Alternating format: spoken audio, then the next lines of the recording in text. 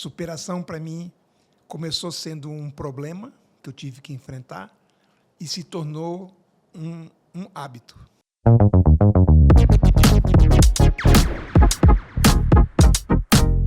Olá, empreendedores de todo o Brasil. Me chamo Ricardo Mendonça e estamos aqui gravando o segundo episódio de Rota de Vencedor. E hoje, no nosso estúdio, um convidado especial, Fábio Bittencourt Daniel, um mentor da área tecnológica. Para mim é uma satisfação muito grande, Fábio, estar aqui presente neste nosso programa. E eu queria, com certeza, explorar para o empreendedor brasileiro a realidade da tecnologia, porque a tecnologia hoje é muito importante no nosso país. O que é que você tem a dizer para o nosso empreendedor? Como começou a sua vida na área tecnológica e você mentoreando essas pessoas hoje? Eu comecei... eu estudei engenharia mecânica, né? Durante a universidade tinha cursos de programação, aprendi um pouco e eu comecei a trabalhar numa empresa de navegação, uma empresa holandesa, e coincidiu que um ano depois que eu comecei, a empresa que antes tinha todos os seus sistemas centralizados na Europa, em Roterdã, decidiu descentralizar nas regiões geográficas, e São Paulo era a oficina central da América do Sul. E aí eles precisaram nomear um gerente de sistemas. Eu era, tipo, em terra de cego, quem tem um olho é rei, né? Então, eu era o único que tinha algum conhecimento. Isso com quantos anos, Daniel? Era 23. 23? 23. Eu me formei com 22 e comecei a trabalhar com 23. Isso foi em 1984, né? Poxa. Fazem 40 anos. Trabalhar com a área de tecnologia em 84 é uma visão realmente de futuro muito grande. Exatamente. Mas foi um acidente, tá? Não foi... Não posso me gabar que foi planejado, né? Eu acho que foi planejado por Deus, né? Mas não que fosse o meu planejamento, né? E aí eu comecei a receber muita capacitação, preparação. Vivíamos numa época existia uma lei de proteção da informática no Brasil, né? Então os fabricantes internacionais não podiam vender no Brasil. Então aqui tinha empresas como Nixdorf, como como é que chamava aquela? Tinha empresas brasileiras que, de certa maneira, adotaram tecnologia internacional, mas tinha que ter uma porcentagem de produto nacional, né? Então, nesse período, eu aprendi muito, né? Foram 3 anos no Brasil, trabalhando aqui. Me destaquei bastante, né, nesse período. Em certa parte, por mérito, mas também, quando não se tem nada e você faz algo, o que você faz aparece. Com certeza. Né? Então, aí eu fui recomendado pelo diretor-geral da Nedloyd no Brasil para um projeto em Nova York, né? Onde iam participar pessoas de diferentes áreas do mundo da Nedloyd para implementar um novo serviço na rota do Atlântico Norte. E como o tempo de trânsito da Europa para os Estados Unidos era muito menor, era mais 5 dias, do último porto na Europa para o primeiro porto nos Estados Unidos, eram 5 dias. E a aduana americana tinha um programa que você teria que submeter a informação da carga a bordo do navio 3 dias antes de chegar. Então, em realidade, você tinha que ter a informação pronta em 2 dias. Né? E essa empresa ela estava acostumada às linhas norte e sul. Brasil, Estados Unidos, África, Europa, Ásia, Europa. Então, são tempos de trânsito de 15 dias. Então, era uma redução no tempo de trânsito do navio muito grande.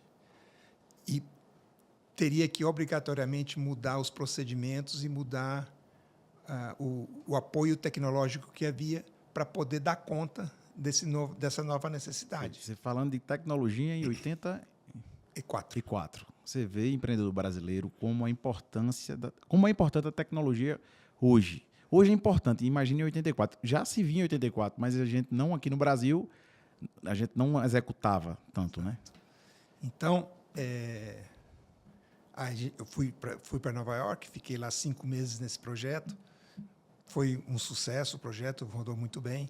E aí eu fui convidado para morar lá nos Estados Unidos, né?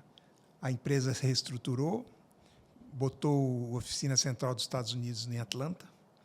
E aí eu fui com minha família em janeiro de 88.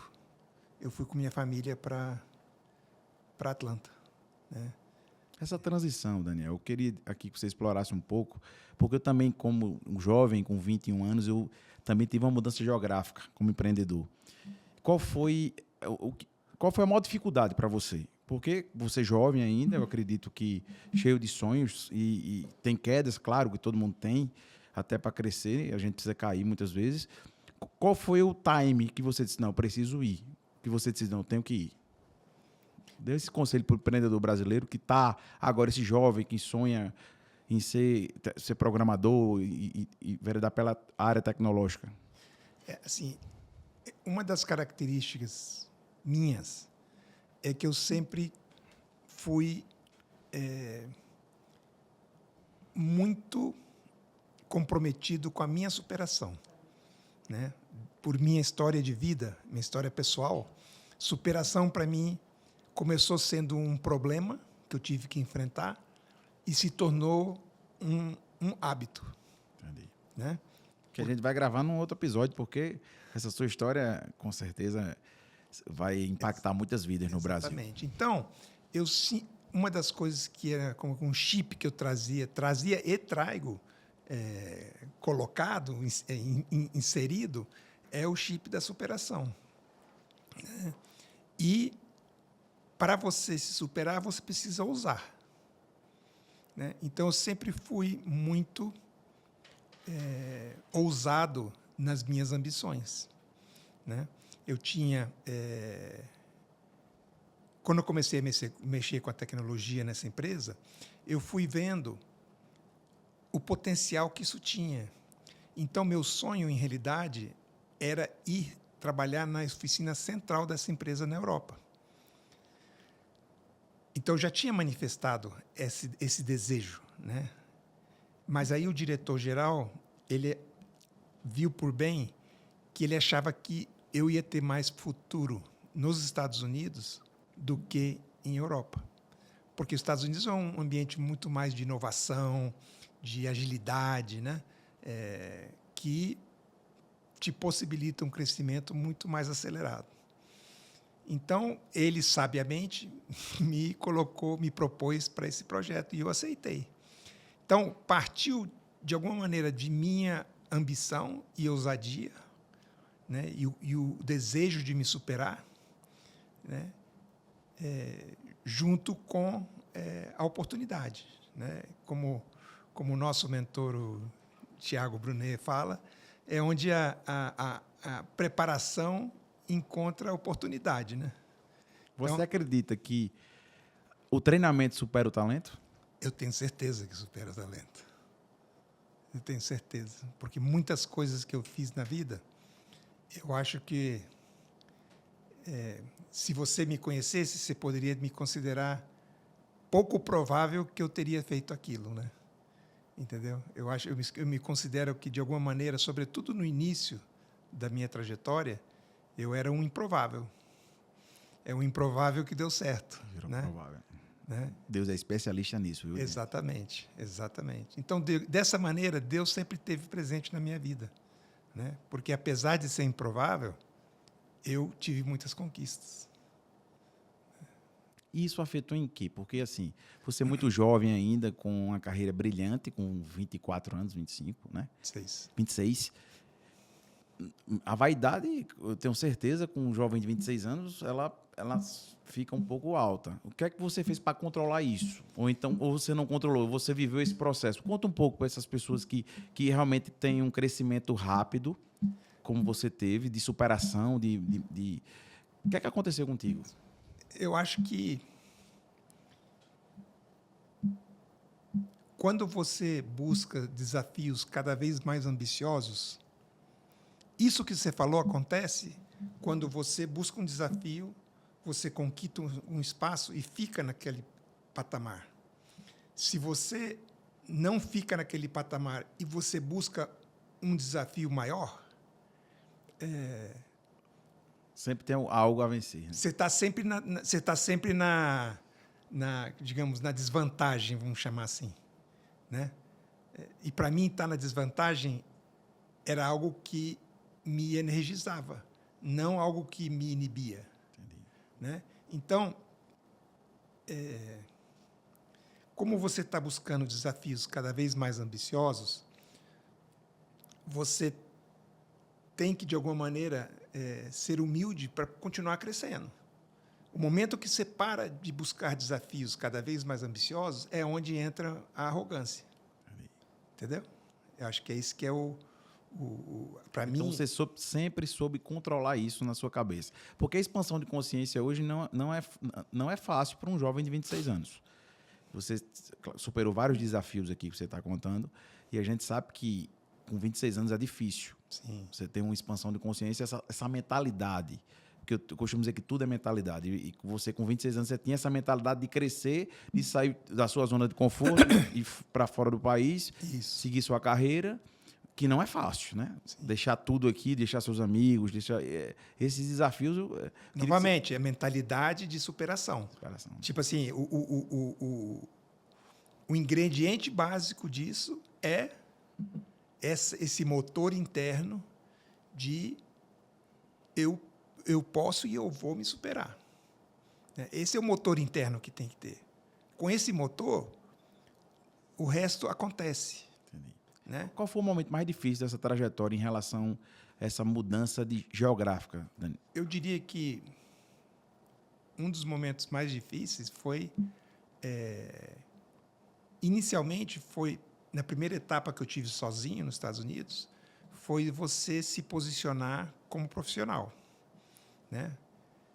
Porque eu era um brasileiro da Banana República que estava nos Estados Unidos mostrando para os americanos como fazer. Tecnologia. Puxa. Tá? É um desafio muito grande. É igual que se viesse um gringo por Brasil ser técnico do Flamengo, né?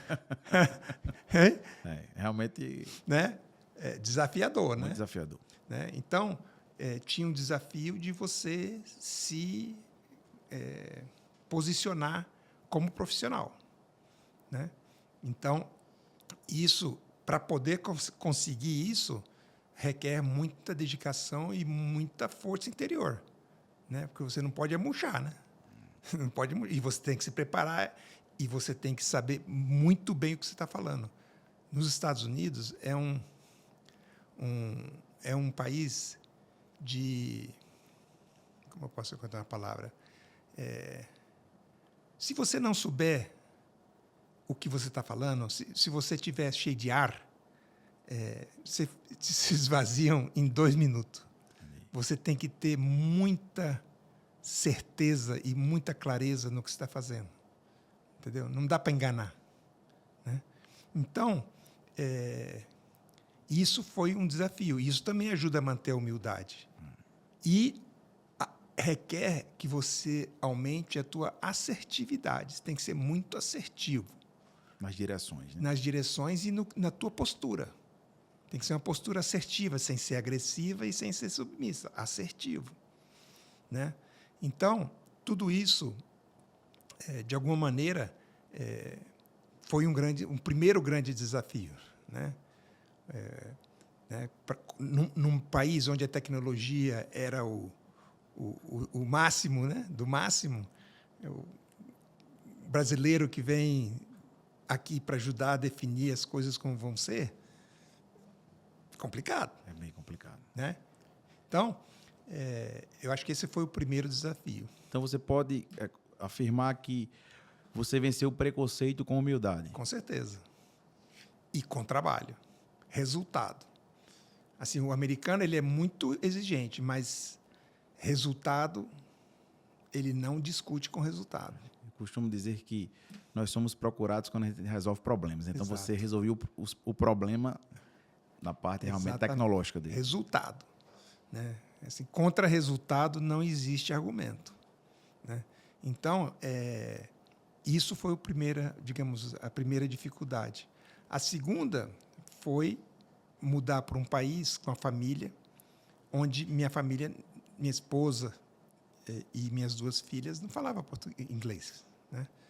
Tinha uma filha que tinha nascido em 7 de julho, que é a Júlia, e a gente foi para Atlanta, a gente chegou lá, acho que foi 8 de janeiro.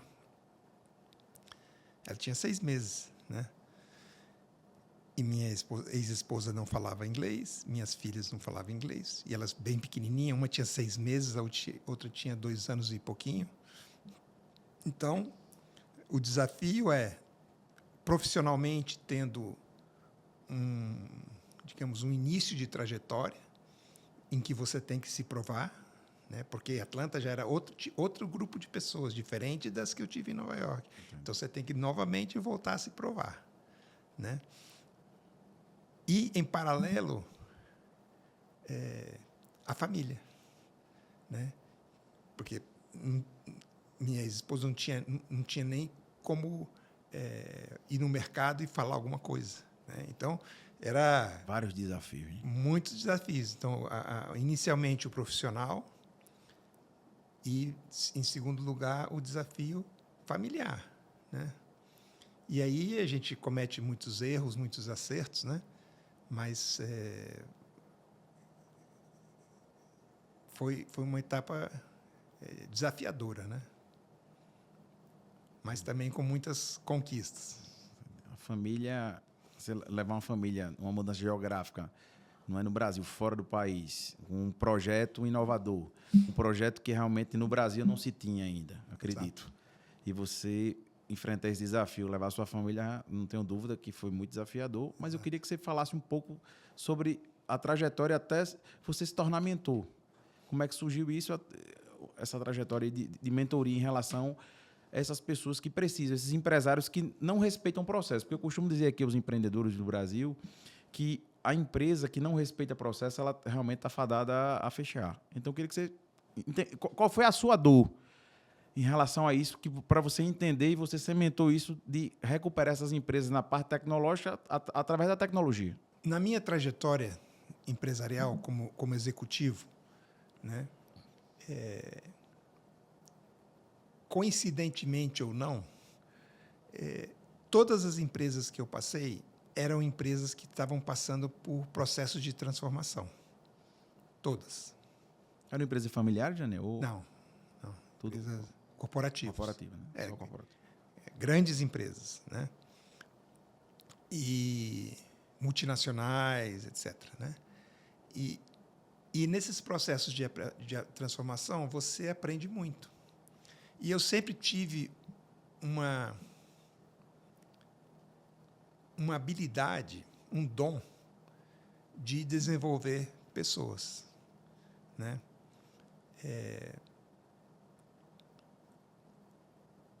Desde o início, as pessoas me buscando orientação para o crescimento deles, sempre. Né? Talvez em uma escala diferente, mas sempre essa era o que acontecia. Né? E eu tive a oportunidade de influenciar a vida de muita gente. Né? E isso, de alguma maneira, foi me consolidando como um mentor. Né? Porque as pessoas tinham sonhos, às vezes nem tinham sonhos, mas que tinham a inquietação de querer crescer. E, às vezes, não sabia como. Então, de alguma maneira, eu ajudava as pessoas a descobrirem ou a voltar a ter sonhos, porque muitas pessoas, né, liga muito para os profissionais no Brasil, as pessoas não necessariamente têm sonhos. Você entra numa sala de 200 estudantes, você perguntar quantos têm escrito a visão de futuro deles, eu te garanto que menos de 5% vai ter. né?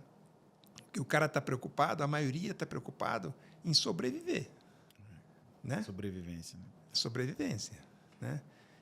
E não se atreve a sonhar, né? Então, eu acho que você ajudar as pessoas a voltarem a sonharem, criar um sonho e trabalhar na direção desse sonho, eu acho que é o que me levou a estar onde eu estou hoje. Entendeu? Entendi. Qual o conselho que você dá àquele que é CLT e quer empreender? O que é que ele precisa fazer para sair dessa zona de conforto dele, que muitas vezes é uma crença limitante, dele não se sentir capaz?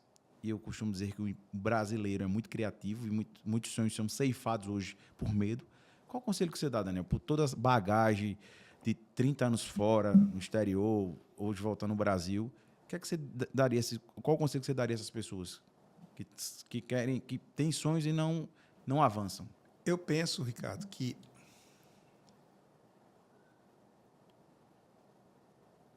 toda transformação começa com 2 elementos, né? Tem que existir consciência, né, de que, a pergunta é a seguinte: se você continuar fazendo o que você está fazendo, aonde você vai chegar? A probabilidade muito alta é de que você não vai chegar a um lugar muito diferente do que você chegou hoje fazendo o que você está fazendo. Para você chegar num lugar diferente do que você chegou hoje, você tem que fazer coisas diferentes. E talvez mais importante que isso, você tem que ser uma pessoa diferente. Tem um filósofo americano chamado Jim Rohn, que ele falava que todo mundo deveria ter a meta de ganhar $1 milhão. Ele fala, não é pelo dinheiro, é pela pessoa que você terá que ser para ganhar $1 milhão. Você chega a ser essa pessoa, ganha, dá o dinheiro. Não se trata... Não, porque se você fez isso... Não, o momento que você fizer isso, você vai poder fazer isso quantas vezes você quiser. É só remodelar. Entendeu? Então, acho que o primeiro é essa consciência, né? E essa consciência você só vai desenvolver se você vê no futuro, projeta o futuro. Se eu continuar assim, onde é que eu vou? Qual o melhor cenário e qual o pior cenário? Se isso está ok para você, tudo bem. Agora, se isso não é suficiente para o que você ambiciona, então você vai ter que dar um basta, você vai ter que dar um chega, né? E aí você vai precisar outra coisa, você vai precisar saber, então tá, então não quero isso, então o que eu quero? Né? Porque qualquer viagem começa com uma origem e um destino, né? E para você chegar, identificar o destino, você tem que ter uma ideia de qual futuro você quer. Qual a tua visão de futuro? Né? Então, se você faz assim, fez esse processo que eu falei, decidiu que você não vai aceitar isso, que isso é um basta, e que você quer chegar num objetivo, você precisa ter claro esse objetivo. Qual é esse objetivo que você quer chegar? Entendi. Nesses 40 anos de experiência profissional, qual foi o seu maior desafio na área de empreendedor, de uma empresa, que você chegou e diga, isso aqui eu tenho que resolver, o problema está seríssimo? Queria que você contasse uma história o maior problema que eu enfrentei na empresarial foi quando eu fui contratado por uma empresa de desenvolvimento de software no México. Essa empresa é uma empresa que tinha tido um crescimento fantástico.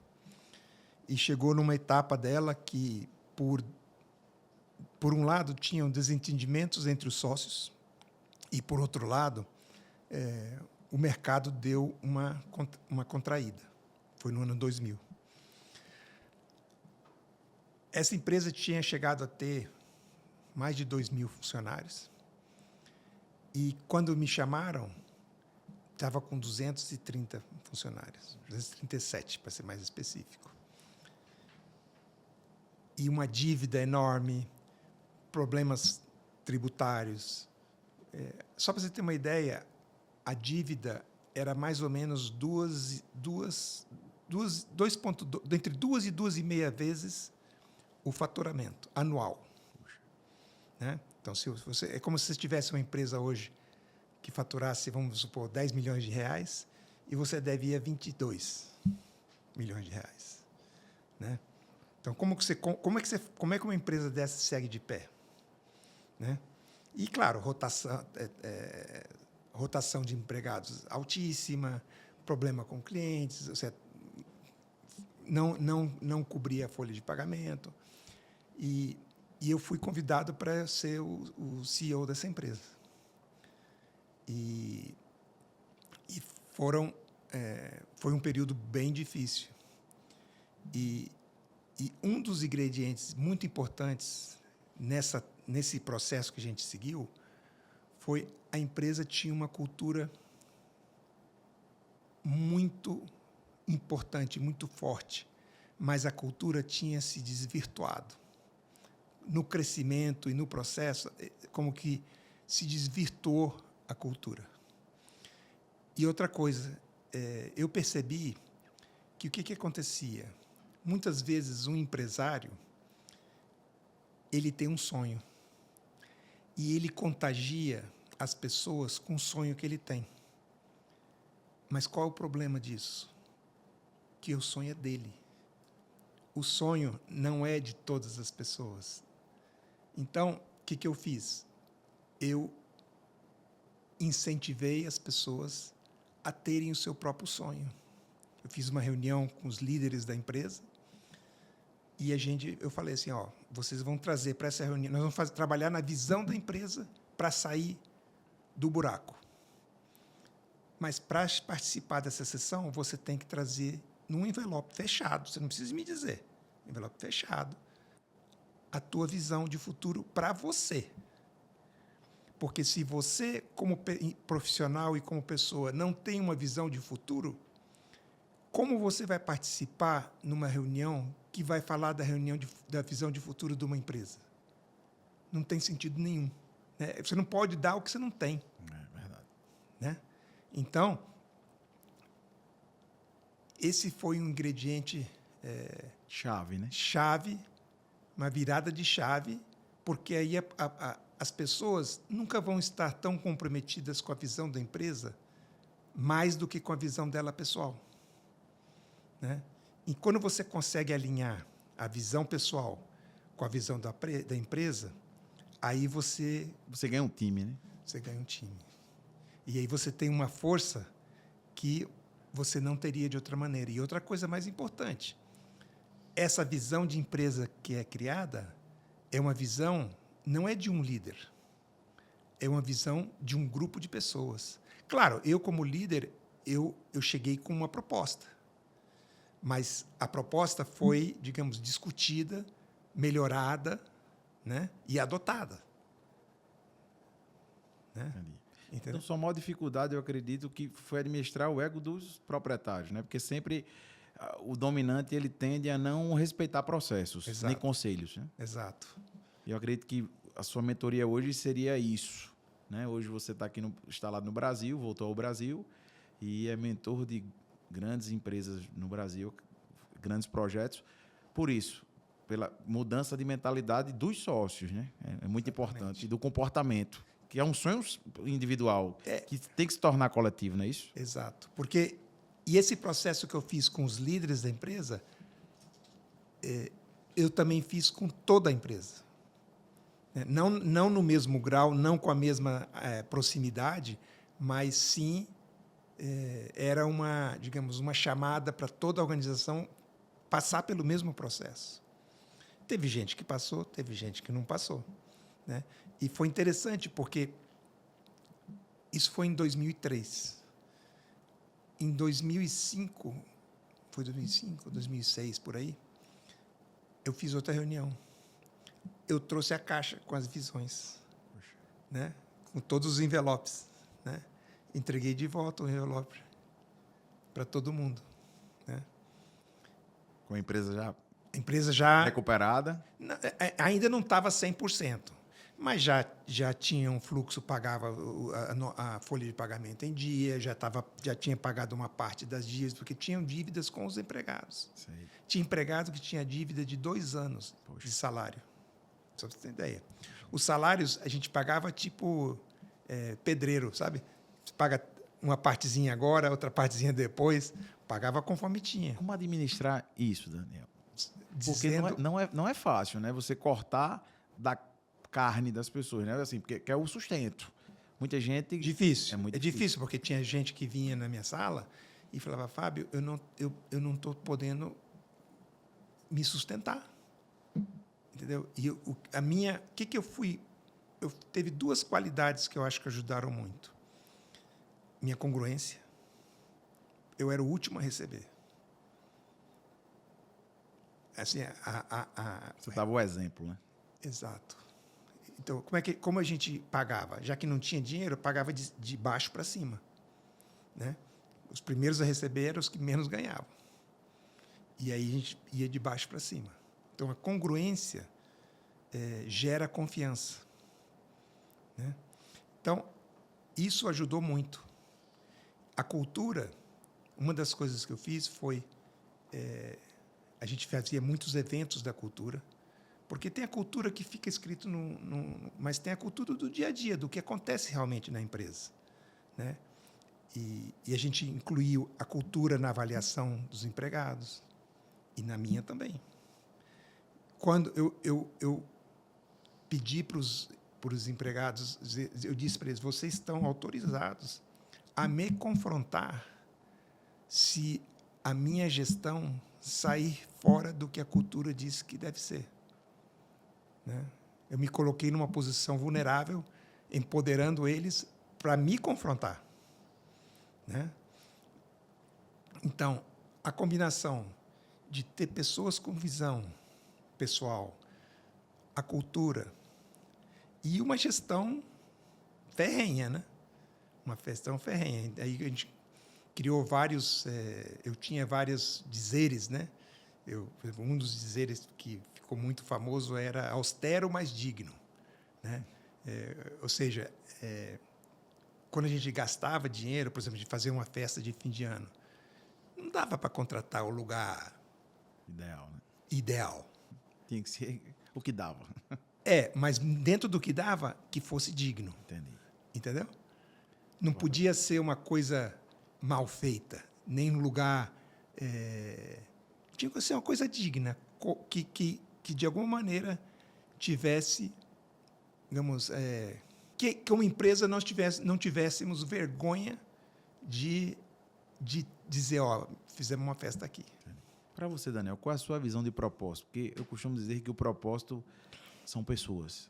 E você, com toda essa experiência, encontrando a Deus, né?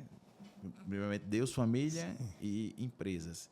Qual a sua visão de propósito hoje? Qual o conselho que você dá a essas pessoas que estão aí buscando propósito? Que propósito hoje está sendo muito discutido em todo o país e no mundo?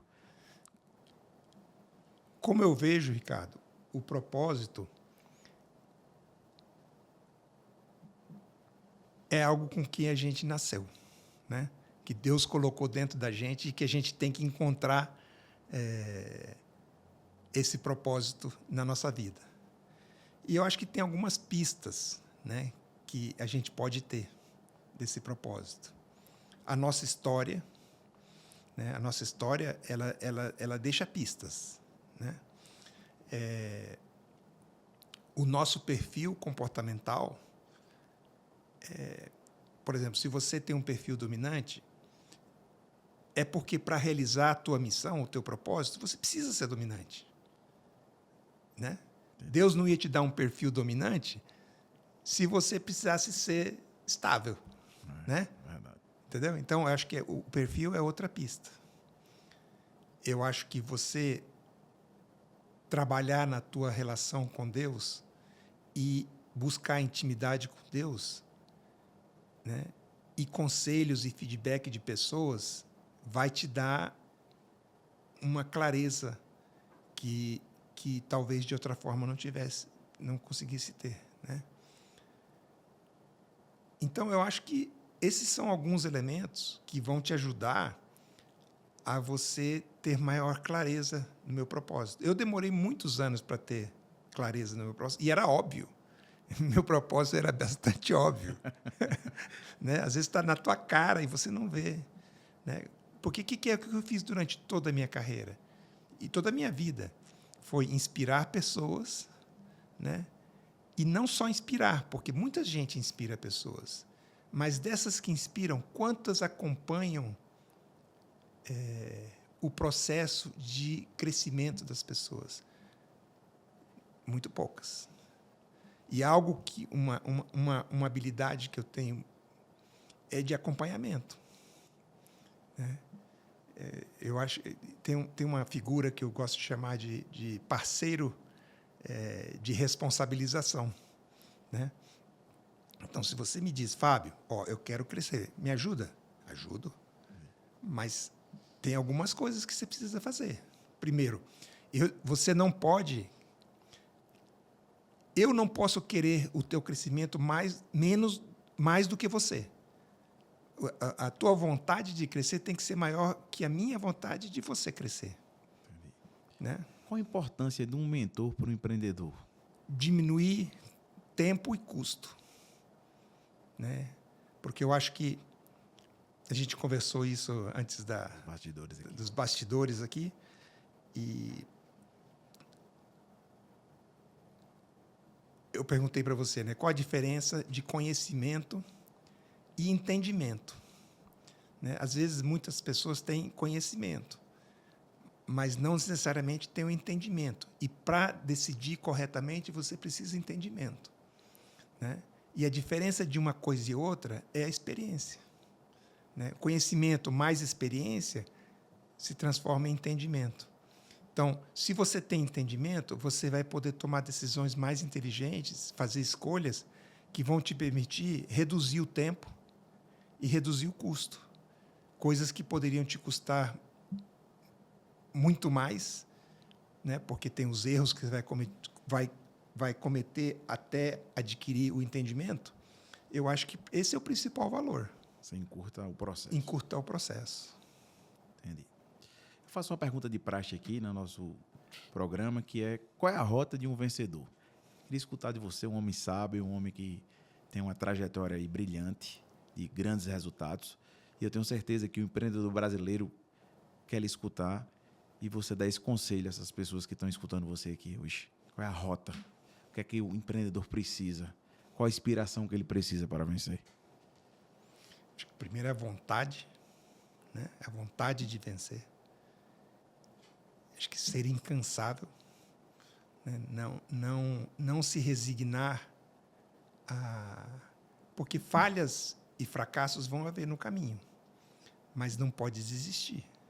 Né? Eu acho que se você persistir, né, num propósito, sobretudo um propósito que tenha a bênção de Deus, você vai ter sucesso. Né?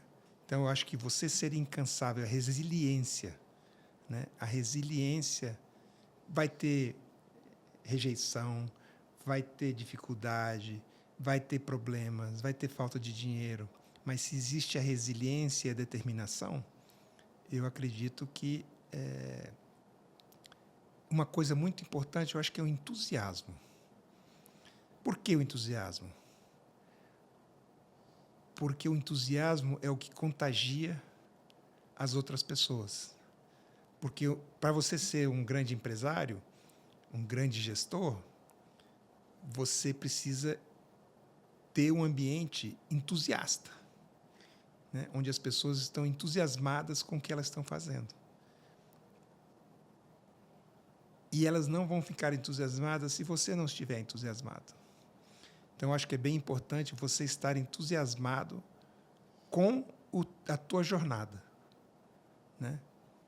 Então, acho que essa combinação de ingredientes, talvez falte algum, você mesmo é um grande empresário, empreendedor, também tenha a sua experiência, mas eu acho que esses são alguns ingredientes que podem fazer a diferença na rota do vencedor.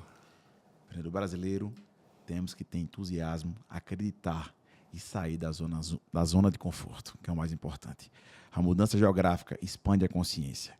E com essa expansão de consciência, a gente aprende o processo a ser vivido. Então, um conselho aqui de um grande mentor de sabedoria, que é você, Daniel. Muito obrigado. Não, prazer. Quero aqui agradecer sua participação. Tenho certeza que as pessoas que estão escutando esse programa vai servir realmente uma grande lição. Muito obrigado pela sua participação. Prazer, cara. E eu queria que você deixasse essa mensagem final para as pessoas aí que estão nos escutando.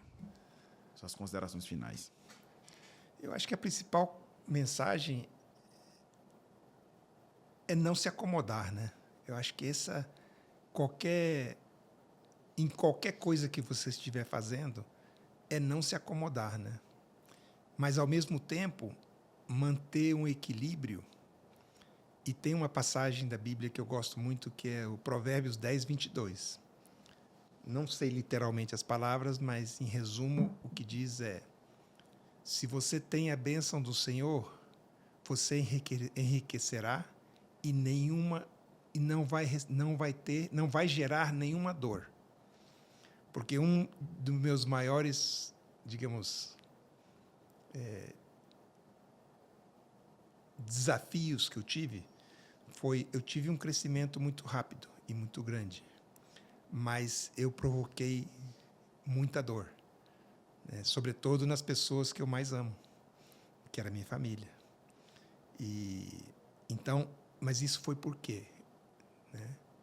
Eu acredito que o porquê tem a ver com não ter tido Deus como peça central na minha vida, né? E não ter sido obediente com o que diz a palavra de Deus. Então, se você não se acomoda, mas ao mesmo tempo tem Deus como seu Senhor e Salvador, você vai tomar decisões inteligentes e Ele vai te ajudar a como é que chama? Da rota, né? Não, a balancear. Balance.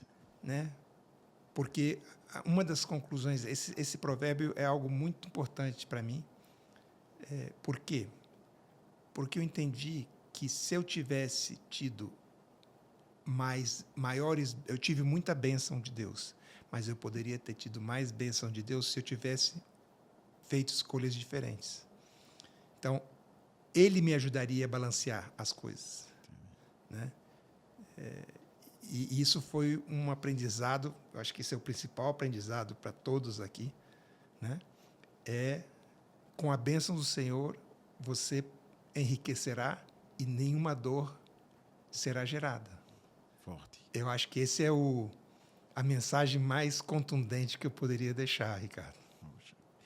E aqui terminamos mais um episódio do Rota de Vencedor, dizendo a você que tenha fé, saia da zona de conforto, lute, acredite que a vitória está logo ali. Até breve para mais um episódio.